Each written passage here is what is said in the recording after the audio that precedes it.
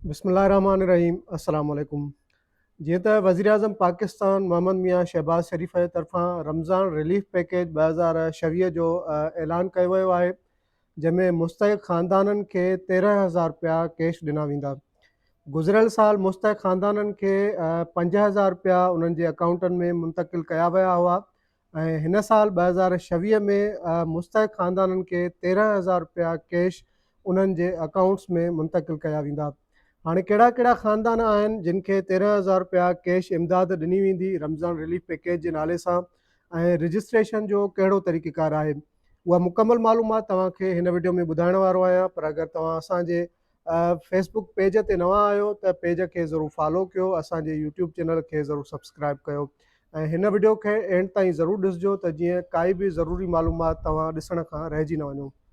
त Ramzan relief package 2026 जो ऐलान कयो वियो आहे वज़ीर आज़म मोहम्मद मियां शहबाज़ शरीफ़ जे तरफ़ां, जंहिंमें मुस्तहिक़ ख़ानदाननि खे 13,000 रुपया कैश ॾिना वेंदा। हाणे इहा 13,000 रुपया कैश जी जेका रक़म आहे उहा डिजिटल वॉलेट्स अकाउंट्स जे ज़रिए तव्हांजे जेके मुस्तहिक़ ख़ानदान हूंदा उन्हनि जे अकाउंट्स में मुंतक़िल कई वेंदी। डिजिटल वॉलेट्स अकाउंट जी मां मुराद जेका आहे अव्हांजा जेस कैश या ईज़ी पैसा जा जेके अकाउंट्स आहिनि उन्हनि में तव्हांजी रक़म मुंतक़िल कई वेंदी।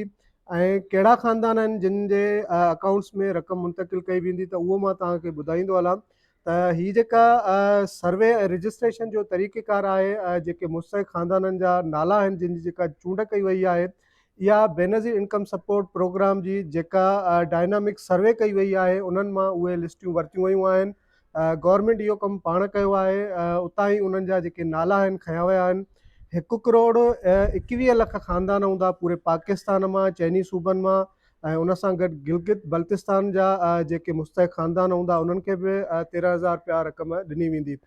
त जिन जी बेनज़ीर इनकम सपोर्ट प्रोग्राम में रजिस्ट्रेशन थियल आहे, जिन पंहिंजी डायनामिक सर्वे में पंहिंजो नालो दाख़िल करायो हुयो, त उन्हनि खे 13,000 रुपया कैश जेका डिजिटल वॉलेट्स अकाउंट में रक़म मुंतक़िल कई वेंदी ऐं तव्हां कंहिं बि फ्रेंचाइज़ ते वञी करे पंहिंजी रक़म कढाए सघो था ऐं कैश हासिलु करे सघो था। गुज़िरियल साल अहिड़े ई नमूने 5,000 रुपया डिजिटल वॉलेट्स अकाउंट में रक़म मुंतक़िल कई वई ऐं फ्रेंचाइज़िस तां वञी करे उन्हनि माण्हुनि 5,000 रुपया पंहिंजी कैश रक़म कढाई हुई। हाणे जेके ख़ानदान हूंदा उन्हनि खे कॉल जे ज़रिए या मैसेजिस जे ज़रिए इतलाह ॾिनो वेंदो त बाबा तव्हांजी रक़म तव्हांजे अकाउंट्स में अची चुकी आहे। वेझे कंहिं बि क़रीबी फ्रेंचाइज़ ते वञी करे तव्हां पंहिंजी रक़म कैश जी सूरत में कढाए सघो था।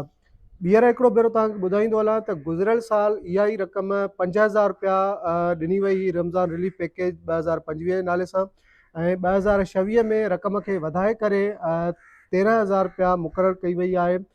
38 अरब रुपया गवर्नमेंट हिन रिलीफ पैकेज जे लाइ मुक़ररु कया आहिनि। 38 अरब रुपया 1 करोड़ 21 लख ख़ानदाननि में तक़सीम कया वेंदा, जेके मुस्तहिक़ ख़ानदान हूंदा जिन जी रजिस्ट्रेशन पहिरियां ई कई वई आहे। हाणे हिन खां अलावा वधीक कहिड़ो तरीक़ेकार गवर्नमेंट अनाउंस करे थी, छा रजिस्ट्रेशन जो ॿियो को नओं तरीक़ो मुतारिफ़ कराइनि था या को अहिड़ो कोड जारी कनि था जंहिंजे ज़रिए तव्हां रजिस्ट्रेशन कराए सघो, या का अहिड़ी वेबसाइट जे ज़रिए तव्हां पंहिंजी रजिस्ट्रेशन कराए सघो।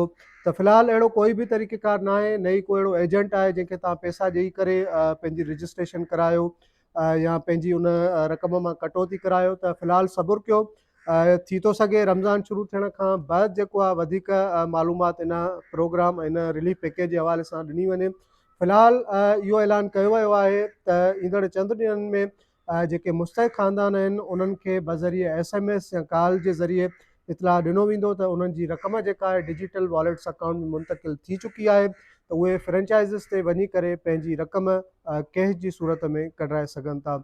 त उमेदु आहे हीअ वीडियो तव्हांजे लाइ ज़रूरु फ़ाइदेमंद साबित थींदो, ऐं हिन क़िस्म जा मालूमाती वीडियो ॾिसण जे लाइ असांजे यूट्यूब चैनल खे सब्सक्राइब कयो ऐं असांजे हिन फेसबुक पेज खे फॉलो करणु न विसारींदा। वॾी महिरबानी।